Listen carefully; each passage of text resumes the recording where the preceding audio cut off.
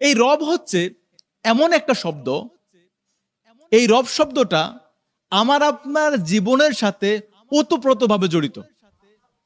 আমরা শুধুমাত্র এই পৃথিবীর মধ্যে আগমন করার পর এই রব শব্দের সাথে পরিচিত হয়েছি, ব্যাপারটা কিন্তু এরকম না। বরং আমি এবং আপনি আমরা পৃথিবীর মধ্যে আগমন করার পূর্বেও এই রব শব্দের সাথে পরিচিত ছিলাম। সেটা কিভাবে? আল্লাহ রাব্বুল আলামিন উল্লেখ করেছেন পবিত্র কোরআন ৭ নম্বর সূরা আরাফ আয়াত নাম্বার ১৭২। আল্লাহ রাব্বুল আলামিন এই আয়াতের মধ্যে বলছেন, আর তোমরা স্মরণ করো সেই সময়ের কথা যখন আমি আদম সন্তানদের পৃষ্ঠদেশ থেকে তাদের সন্তানদেরকে বের করে আনলাম এবং আমি তাদের কাছ থেকে এই ব্যাপারে স্বীকারোক্তি নিয়েছিলাম যে আলাস্তু বিরব্বিকুম, আমি কি তোমাদের রব নই?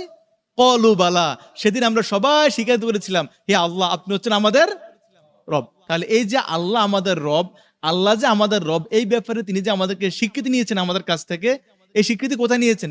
পৃথিবীতে আসার পরে নাকি পৃথিবীতে আসার আগেই? পৃথিবীতে আসার আগেই। তার অর্থ হচ্ছে রব হচ্ছে এমন একটা শব্দ, আমরা পৃথিবীর মধ্যে আসার আগেই এই রব শব্দের সাথে পরিচিত ছিলাম। এবার আসেন, আমরা যখন পৃথিবীর মধ্যে আসলাম, এই পৃথিবীর মধ্যে আসার পর এই রব শব্দের সাথে পরিচয় করে দেওয়ার জন্য আল্লাহ সুবহানাহু ওয়া তাআলা অসংখ্য নবী এবং রসুলকে তিনি প্রেরণ করেছেন। আর এই সমস্ত নবী এবং রসুলদের মাধ্যমে আমরা আমাদের রব সম্পর্কে জানি কিনা? জানি। আমরা যখন সূরা ফাতিহা পাঠ করি, আমরা প্রথম আয়াতে পড়ি আলহামদুলিল্লাহি রাব্বিল আলামিন, সকল প্রশংসা সে আল্লাহর জন্য যিনি অসংখ্য জগৎসমূহের রব। তাহলে আল্লাহ সুবহানাহু ওয়া তাআলা পৃথিবীর মধ্যে তার রুবুবিয়ত সম্পর্কে, তিনি যে রব, এই সম্পর্কেও তিনি আমাদেরকে পরিচয় করিয়ে দেওয়ার জন্য নবী এবং রসুল প্রেরণ করেছেন। এবার আসেন, আমার আপনার এই নির্দিষ্ট হায়াতের পরে আমাদেরকে মৃত্যুবরণ করে পরকালে যেতে হবে, ঠিক না ভাইরা? আমি আপনি যখন পরকালে যাব, আমাদের পরকালে যাওয়ার পর আমাদের প্রথম কোশ্চেনটাই হবে কি নিয়ে? রব সম্পর্কে।